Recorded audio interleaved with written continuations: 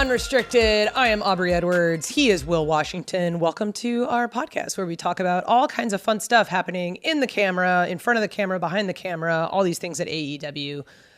We've got lots of fun stuff to talk about, but one of the things that's obviously exciting is that we are getting closer and closer to All In. I think next week we're doing our first show in Wales, which is absolutely crazy.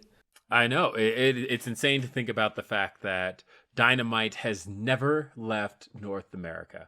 And so to do, the All In was such a blast last year. And the only thing I remember thinking as we left was, I wish we could have done this longer. I wish we could have been here longer. I wish there was more time. And I wish there was more of an opportunity for the fans to get to see us. And guess what? They have that opportunity to do the show in Cardiff, to do Dynamite and Collision. And Cardiff is going to be really cool. If you haven't had a chance to get those tickets and you're in that area, AEWTIX.com is the place to get those tickets. I'm really excited for it.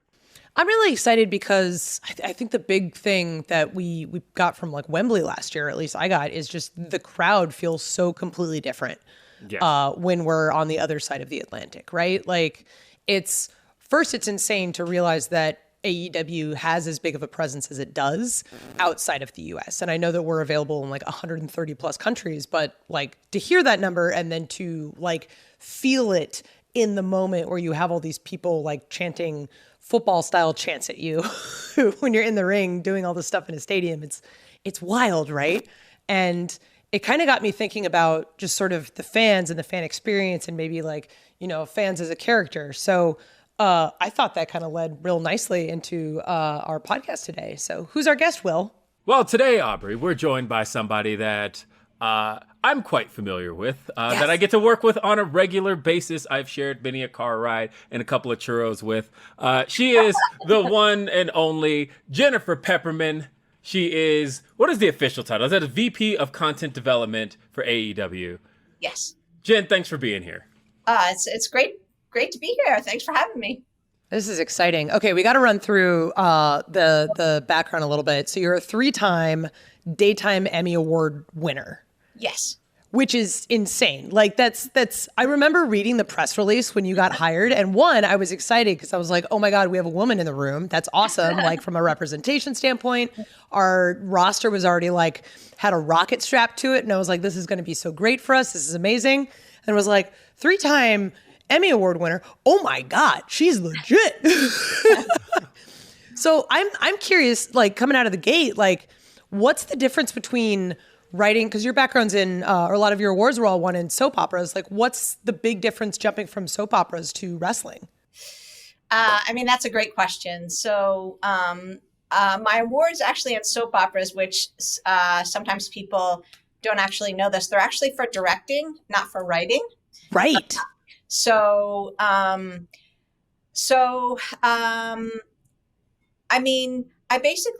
I didn't know when I first started in wrestling at WWE, I didn't know anything about wrestling.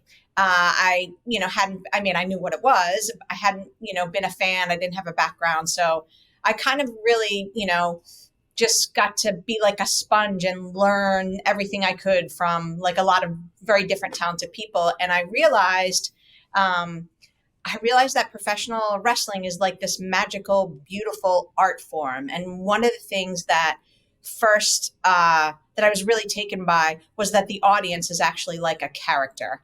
And so after I'd been working for a couple of months, like I had this sort of like aha moment. And I was like, dramatically, it's not that different than a soap opera, except in professional wrestling, you have a good guy and a bad guy in dramatic conflict. But that conflict is solved by fighting in a wrestling ring.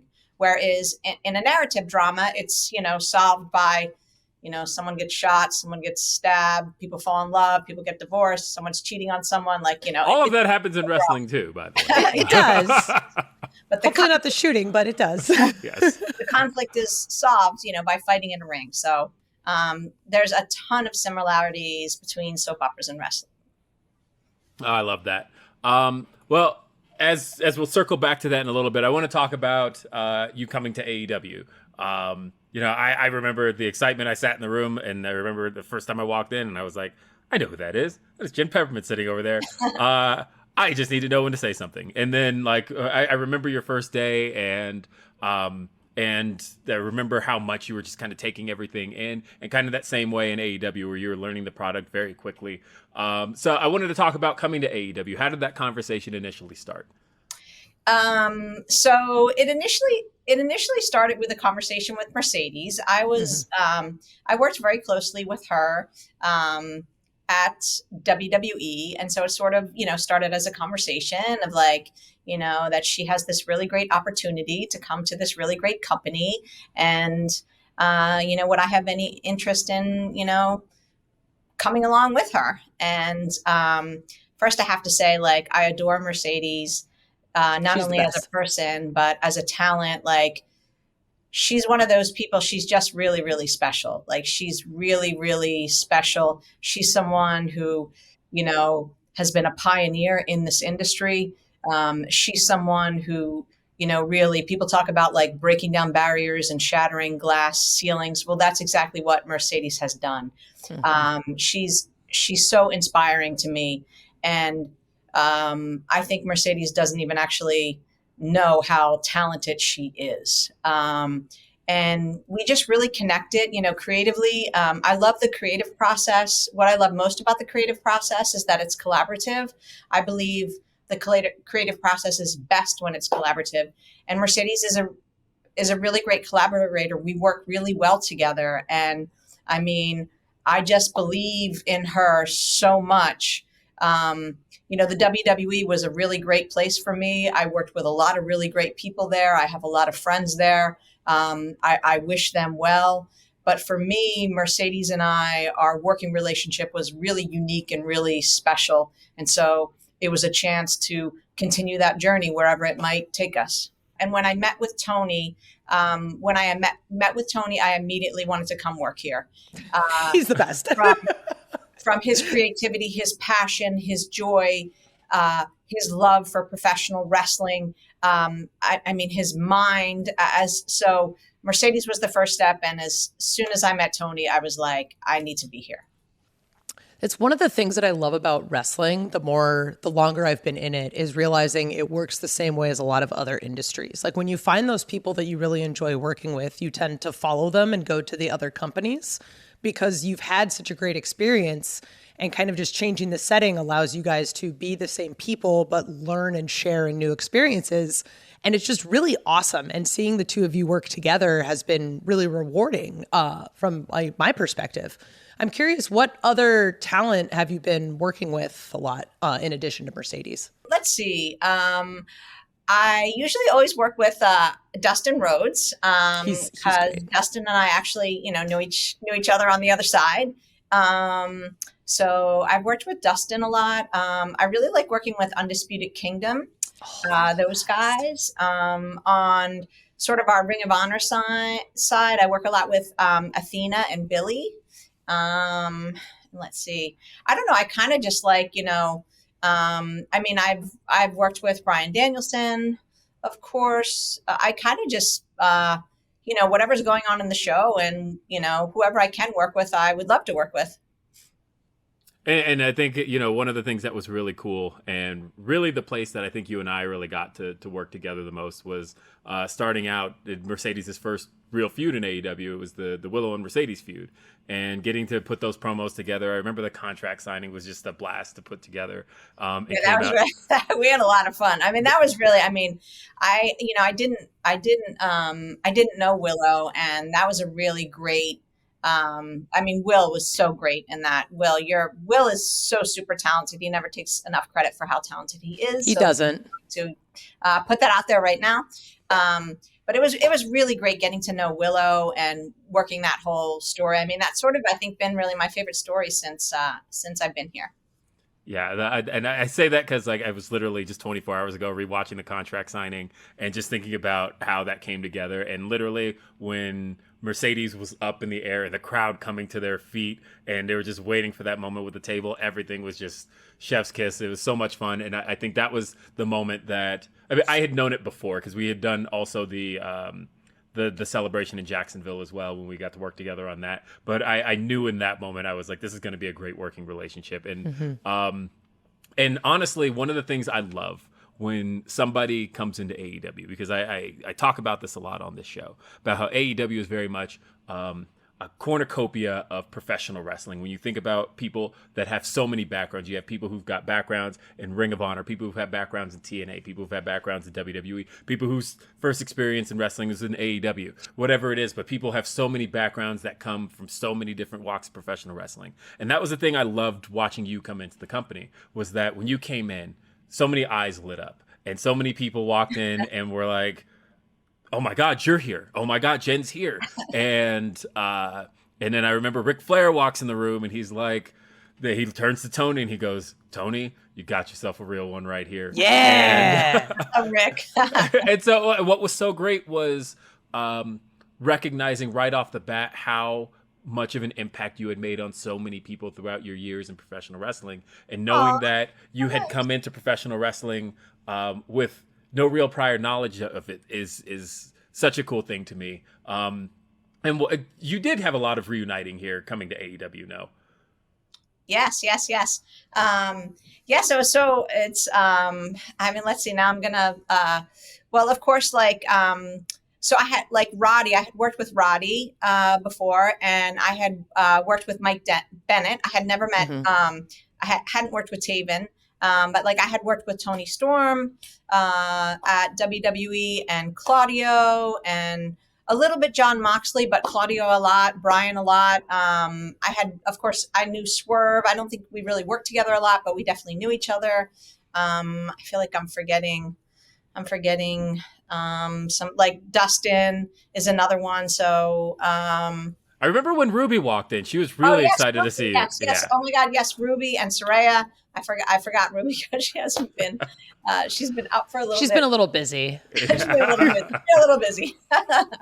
And Saraya, and when Rick was there, so when Rick was with us, so I had worked with Rick in some backstages and stuff at WWE with Charlotte.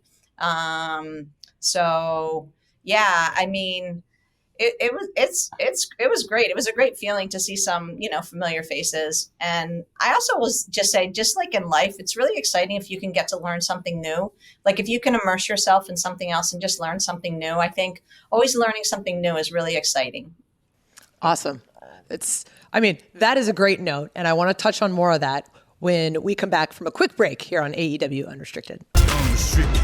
AEW Unrestricted, Aubrey, Will, Jen, we're having a great conversation, a little more backstage than we normally get, seeing as Jen is our Vice President of Content Development and helps us with a lot of the content that you end up seeing on AEW television.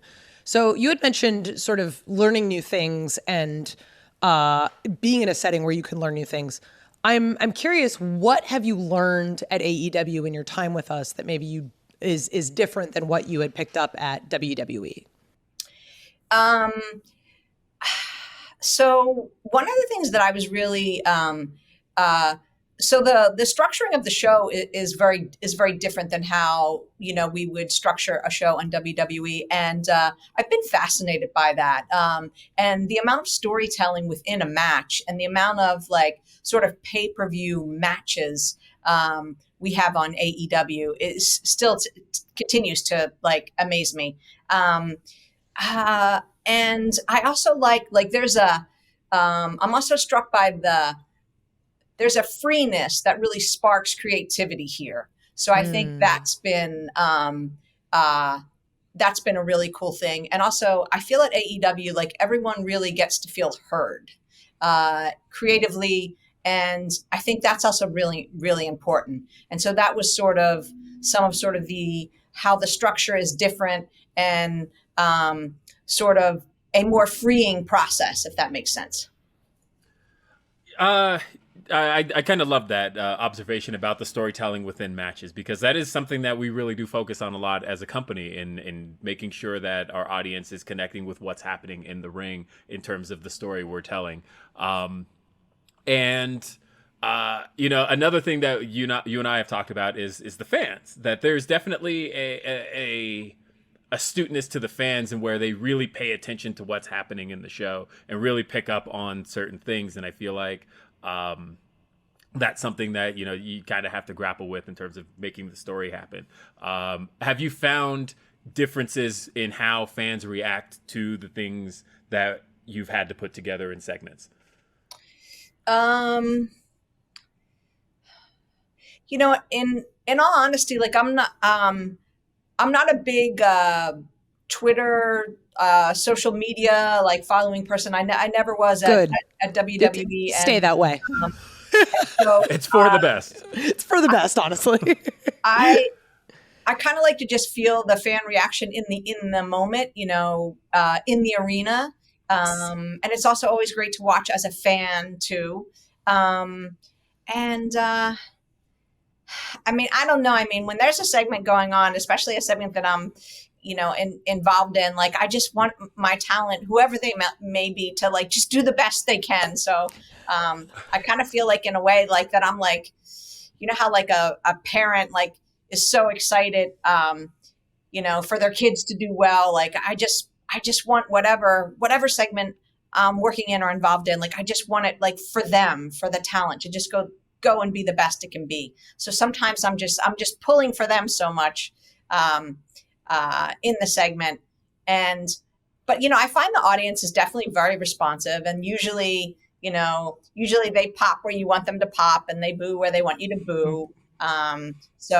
But definitely, I've gotten to experience some really electric crowds, so that's always fun. Man, I love that. I mean, the live experience is really what makes wrestling. So independent of Twitter discourse, social media discourse, what have you, it's like if we're experiencing it in the moment and it's special, then I feel like everyone's happy. Us, people in the ring, people in the crowd, like it's incredible. So I know Will probably knows the answer to this question because you guys work together so closely, but I actually have no idea. What does a show day look like for you? So a show day is a little bit different on a Dynamite day when Mercedes is there than maybe a collision day. They're kind of, let's see. So on a Dynamite day, you know, I pretty much have, I've pretty much, you know, discussed, whatever segments were Mercedes and I are working on. And, I actually do, you know, sort of write out a segment for her so she can, you know, see it. And I always find, like, with talent, especially if they have a match, it's easier if they're going to cut a promo. It's easier for you to write some words down for them, and it's easier to like look at that and be like, okay, well, I want to say this, I don't want to say that, I want to say this, rather than just them starting from scratch. So I mean, that's just kind of like how I'm used to working. And so Mercedes and I would have probably like emailed back or texted back, you know, a segment. And then if there's something that needs to be rehearsed, you know, we'll rehearse it. But then it's basically just, you know, rehearsing the promo with her and, you know, making sure she feels really good about it. And then if there's any other pre-tapes, you know, that I can jump in on and help on. And, you know, just sort of like lend a hand wherever I can sort of lend a hand.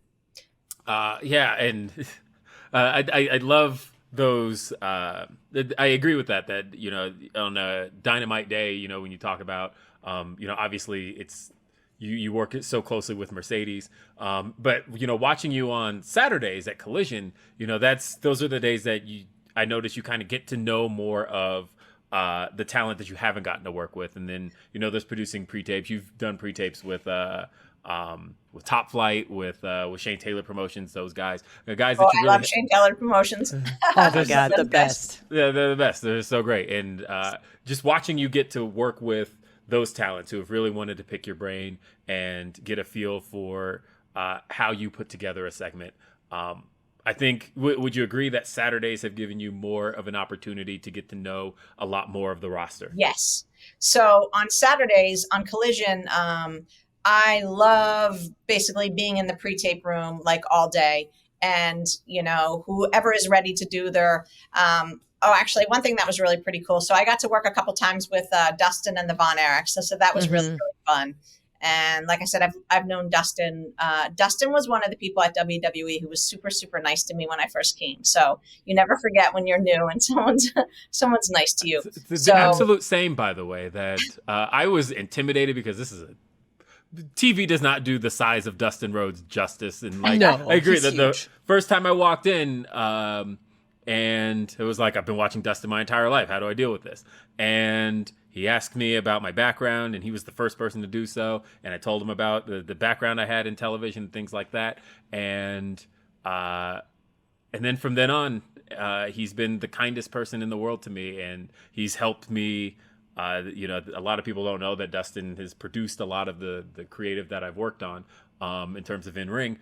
And it's been so cool working with him. But the fact that so I can see that experience for you even 6-7 years ago in WWE, because I had that experience a year and a half ago with Dustin. And Dustin's one of my favorite people in professional wrestling. So great. And he's so good. He's so kind.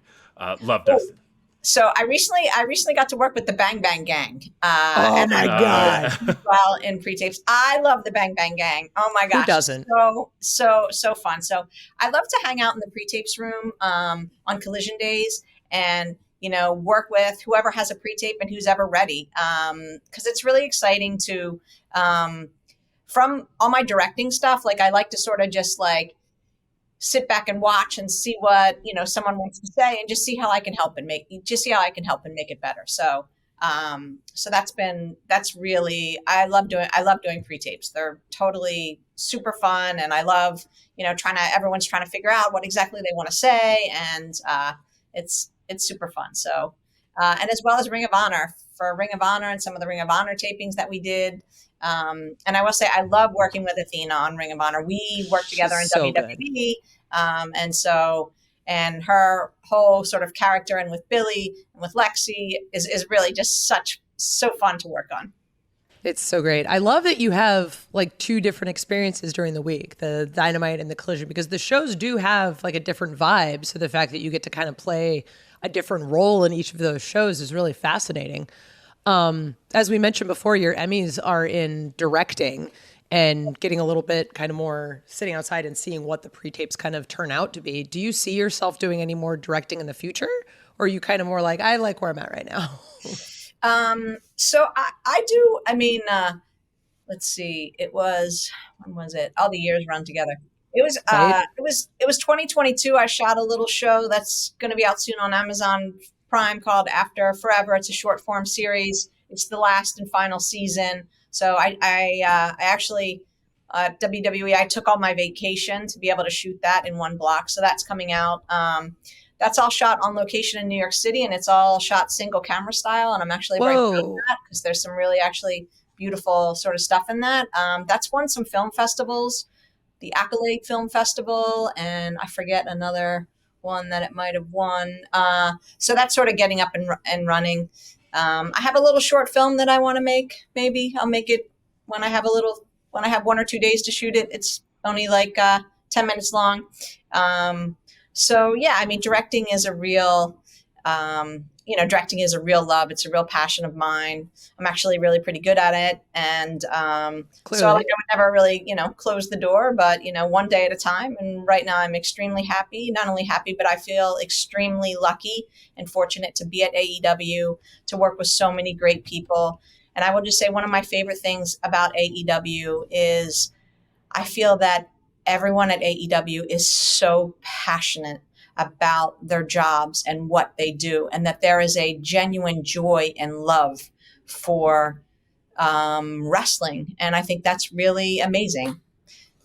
Well, one of the things I wanted to kind of ask you about is, let's take it all the way back, actually. So we learned about how you got into professional wrestling, but what led you on the road to soap operas? Okay, so I was a huge soap fan growing up, huge soap fan, and I started watching soaps the way most people start watching soaps, which in soaps they call it grandmothered in, where you either watch with a that's what they call it grandmother. You either watch with a grandparent or your mom. So when I was a little kid and I'd be playing outside with my brother, she would make us come inside, and have lunch as she watched her story. And her story, she was Days of Our Lives. She was very much an NBC sort of person. I was a soap opera fan. And then also sort of coincidentally, a long time ago, my uncle was a soap cameraman. Ooh. And he was a soap cameraman. He started as a cameraman on Sesame Street, and he did Sesame Street and like the Dick Frost show and the Merv Griffin show. And he worked on The Edge of Night, and he eventually became a director. But then he left soaps, and he died kind of early of a heart attack. So a love of soaps from that. So actually, it kind of relates in a way to my uncle, but he was dead at the time, unfortunately. But so I was doing extra work in New York City. So I went to Syracuse University. I, believe it or not, have a BFA in acting, except now I very much do not like to be in front of the camera, only behind the camera. As things change. And I was doing extra work on Guiding Light. I sent in my little headshot and resume, and I got extra work on Guiding Light. And I'm waiting I was in the diner, and I'm waiting for my, set to come up. And this woman, they say, you need to go to the control room right now. And I'm like, oh dear, gosh, what did I didn't even eat any of the catering. Why do I have to go to the control room? And this woman was like, Jennifer Pepperman, are you related to Dick Pepperman? And I said, yes, that was my uncle. And she was like, I'm Kathy Marr. She's like, I used to date your uncle like way, way back. And I had no idea. So she was like, do you want to come sit in the control room? And so I came and I sat in the control room, and I had never been in the control room and seen, soaps as I had never, and back on Guiding Light, sound effects and music were live to the floor. So like when you were in the control room and a phone rang, a phone actually rang. I mean, it was because it was a long time ago. And then I did my diner set, and I went home, and I said to George, who I was dating, who ended up being my husband, I said, I really liked, I saw the production side. Like it was really, really cool. Like I really liked that. Like that was really like, you wouldn't believe how cool it was. And he said to me, well, why don't you call Kathy and ask her if you could temp? And so I did. So I started, sort of temping, and then I got hired, and then I was Xeroxing scripts and answering phones, and back when there was no voicemail. And again, I was in a situation where I was just, kind of really hungry to learn. And I did a lot of different jobs on Guiding Light, and then I went from Guiding Light to One Life to Live in a promotion. Then an executive producer came to One Life to Live, who I had worked with on Guiding Light, and promoted me even more. And then I got pregnant, and then I went to another show, and I did a lot of different, I was a producer, I was a director, I was even an executive producer. So I went from Guiding Light to As the World Turns to One Life to Live to then, it was Guiding Light, One Life to Live, As the World Turns, then back to One Life to Live. And then they were all canceled out of New York City. And, I have a family, so I really couldn't uproot my family to California. So I was like, what am I going to do? What do I know how to do aside from work on a soap opera? So I produced a short film, which did play in some festivals. It was called Jack and Diane. And then I saw a job listing on LinkedIn for WWE, and I applied, and they told me they're never going to hire you because you don't know anything about wrestling. And joke's on them. And there we go. Yeah. Wow. Oh, I love it. I love it. And there's so much more I want to get into with Jen Pepperman. And we're going to have so much more of that right here when AEW Unrestricted continues. Unrestricted. AEW Unrestricted. It's Will Washington. It's Aubrey Edwards. And we have our guest, Jen Pepperman, here. Jen Pepperman, of course, is VP of Content Development for All Elite Wrestling.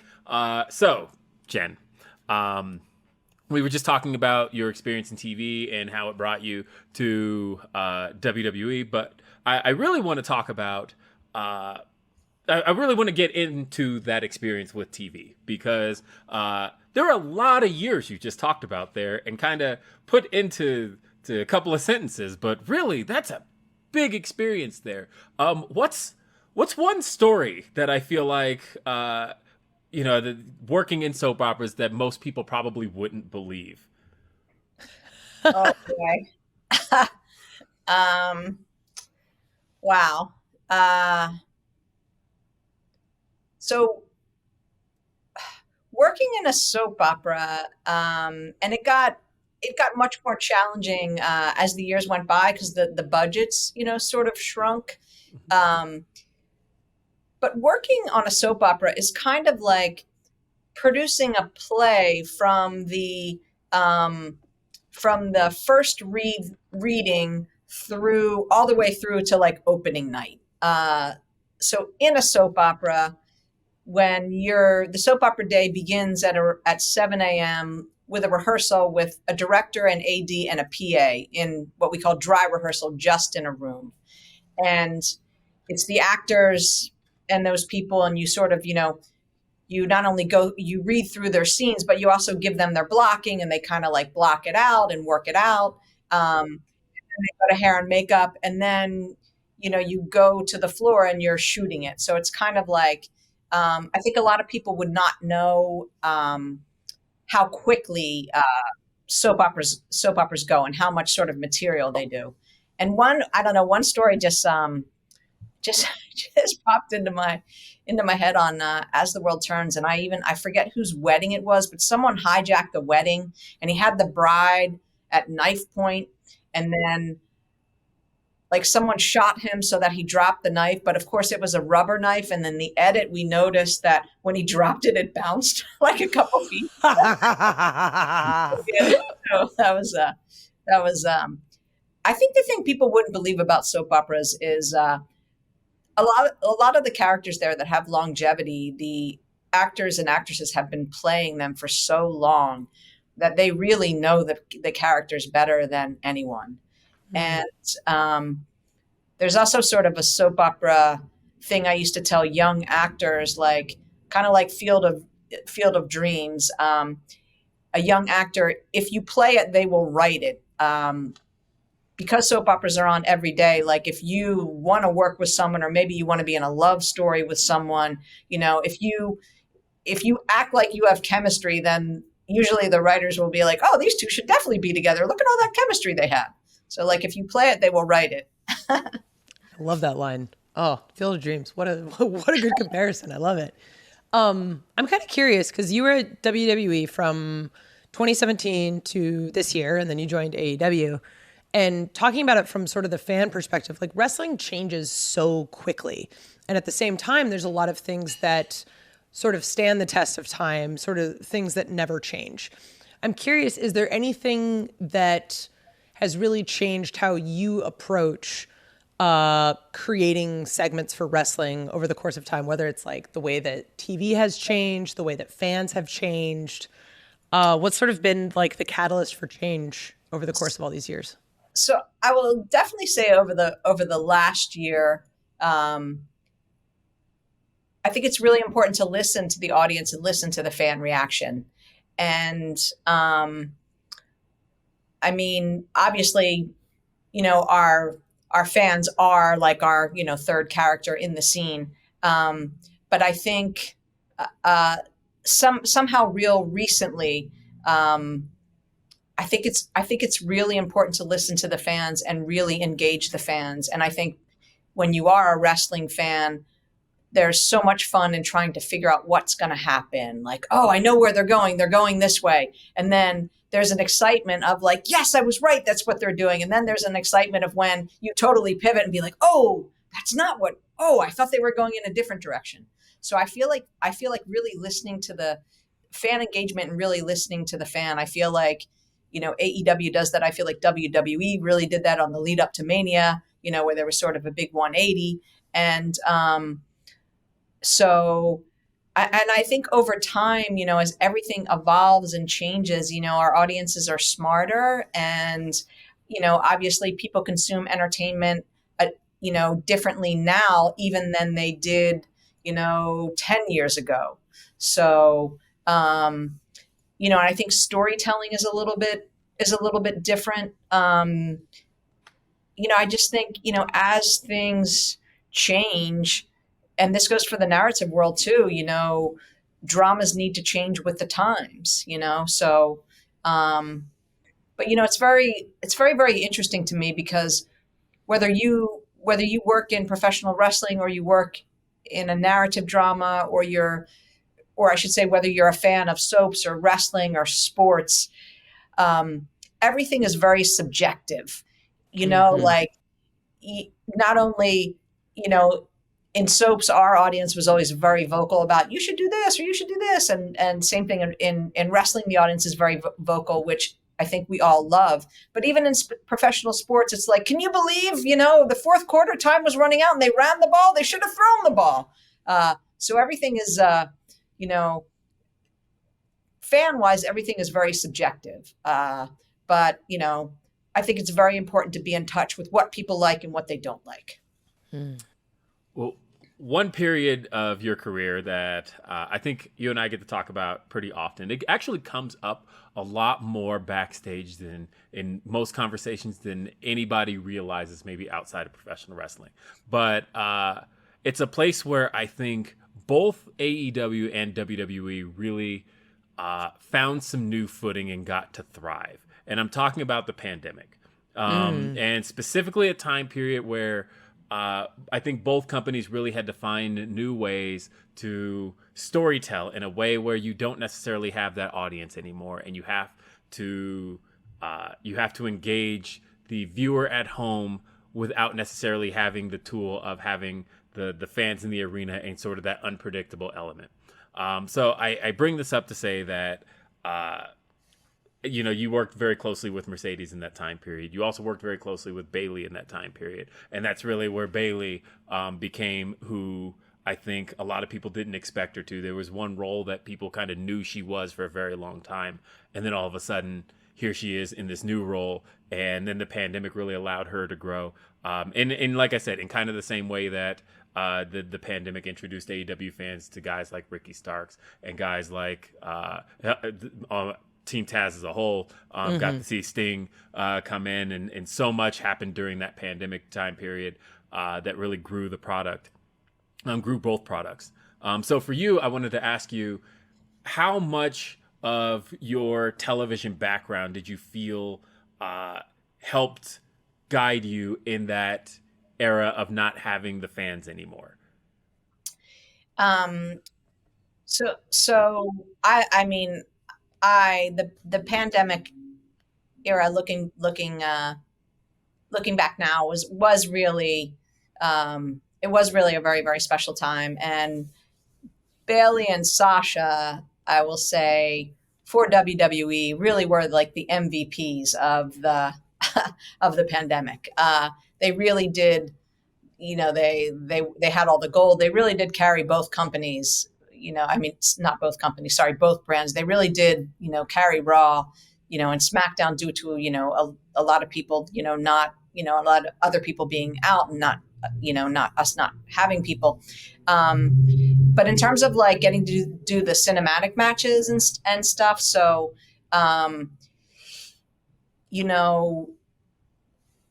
at AEW, we have no invisible camera, and I definitely get that. And that's a different, that's something that that I've had to learn and adjust to. But at WWE, you could,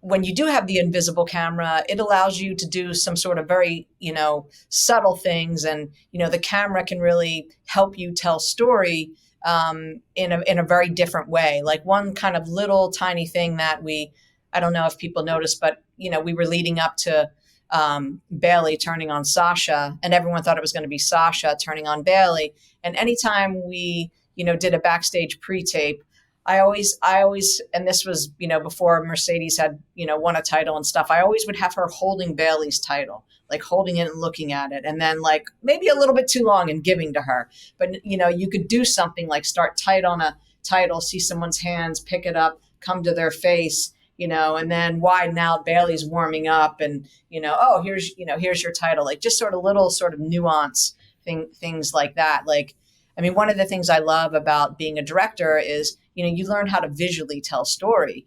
And, when you do have freedom when you do have freedom and to do things very differently. I remember we did, we did a backstage with Dolph and Sonya, right after, the big Mandy and Otis, WrestleMania thing, and just the way we shot that with, her in the foreground and him behind her, talking to her was very much like it was like a two shot and tightening in. And so, and we were limited because we were in this tiny warehouse. So being able to have a lot of freedom with the camera, even in, a minute 30 shot, I think that really, it's a lot of fun. It's a lot of fun to me because, like I said, it's fun, and just doing very subtle things in camera movement can really help tell a story. So that was really a lot of fun for me. Hearing you describe that, it becomes very clear your directorial background, because you're telling the story purely just with camera shots. And it's like, oh, of course she has this incredible background, and it's definitely influencing a lot of like the way that you create all these segments and stuff. And it's just absolutely fascinating. When we would do, and even like a 15-second shot, like camera movement can really help. So when I was working with Rhonda, like Rhonda's a legit really fighter, and she's really good at striking, so I would be like to the guys, can we start on this empty frame and let her punches in and then widen out and we see it's her widening out? Or can we start on the shadow of her doing it on the wall and then come to her, and even though it's only like a, 15-second shot, it's, to me, it's very fun and very creative. But I understand why, there's definitely different schools of thought, and there's no right way to do something. I mean, like I said earlier about everything's just subjective. Like my opinion is only my opinion.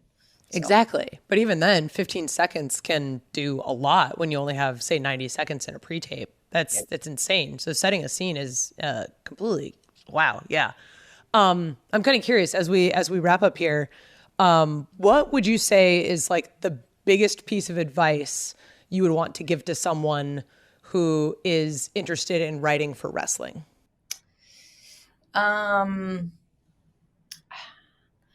I guess I would say,